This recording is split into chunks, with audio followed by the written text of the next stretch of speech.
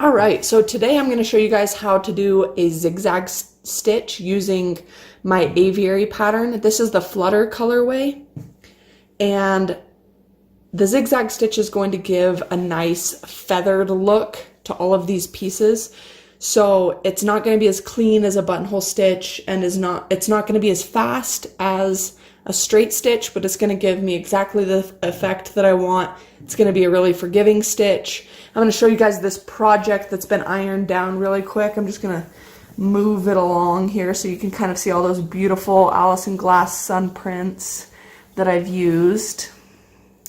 And let's go ahead and get started, and I'll just give you some tips really quick on how to get that zigzag stitch.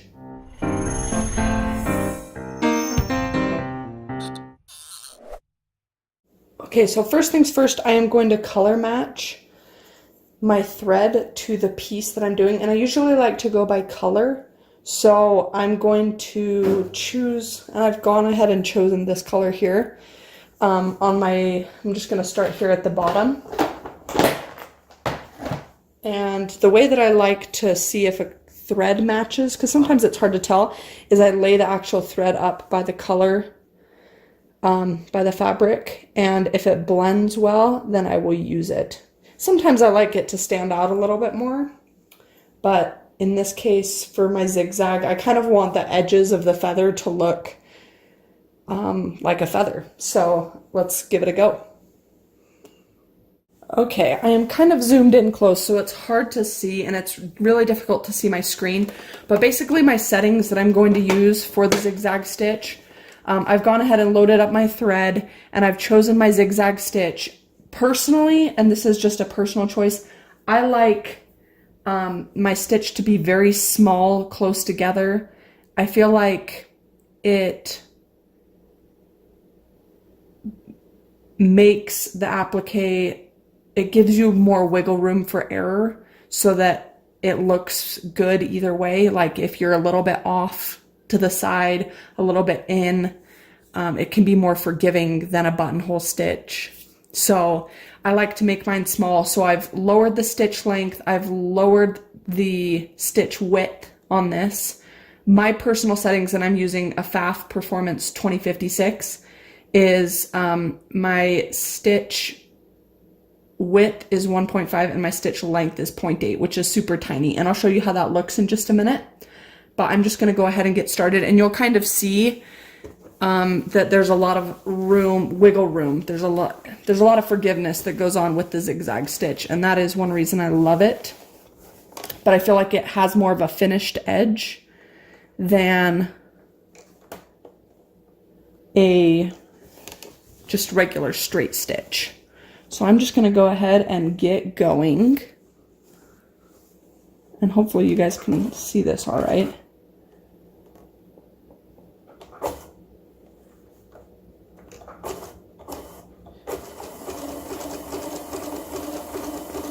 So I'm kind of just, if I need to go slow, I can. You're not going to want to stretch it too much in between a stitch, or else it's not going to have the consistency between the length of the stitches. So if I need to do like a wide turn, I will just pause and lift up my foot while the needle is down and then keep going. And I'll show you a close-up of what this looks like in a minute. But I can also lower my stitch length even more as I'm coming onto a point. And what that's going to do is make it nice and clean so I don't have extra zigzags off the edge of my piece. But it's going to hold it down nice and tight. And I'm getting a little bit of... And if this happens, I can just go ahead and I kind of grab my scissors. The tip of my applique point is coming up, so I'm just gonna straighten that back down and lower my stitch length even a little bit more. As I go down my point, I'm lowering it even tinier. And it is tricky to get those points, but anyway, and then when I get to the edge of that point and I'm ready, I can just flip my whole quilt around, and this is somewhat of an unwieldy length of quilt. It's like 90 inches long and 23 inches wide. This is my Aviary quilt in the new Flutter colorway with Alison Glass's Sunprints, 2018 Sunprints. So really beautiful, vibrant colors.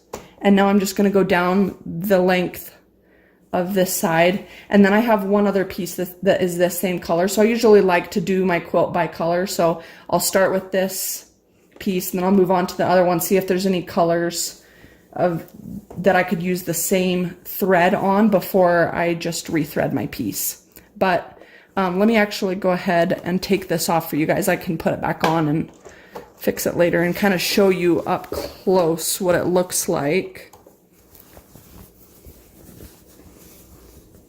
So you can see, sorry, I'm gonna make you sick, but you can see the stitch. It's a lot easier to do than a buttonhole stitch is, and if you're like one stitch off, it's not going to make you want to tear your whole quilt apart like sometimes I feel, especially on those end pieces. Okay, so one thing that I have been asked quite a bit, oh, and really quick before I go on, there's two things that I forgot to mention for those of you that are beginners. The foot that you're going to want to use is an open toe foot so that you're not breaking any needles. And it allows your needle to go back and forth without the inhibition of just a single hole. And then you're also going to want to use your double hole plate. But I did want to show you how to bring your string to the back of the quilt because, oh, sorry, I'm bumping my phone here. But I want to show you how to bring this back. I've had several people ask me, and it's really simple. I don't like to stitch in place. I feel like it makes it look messy, even with a zigzag stitch. And so what I do, sorry, you guys aren't even seeing this.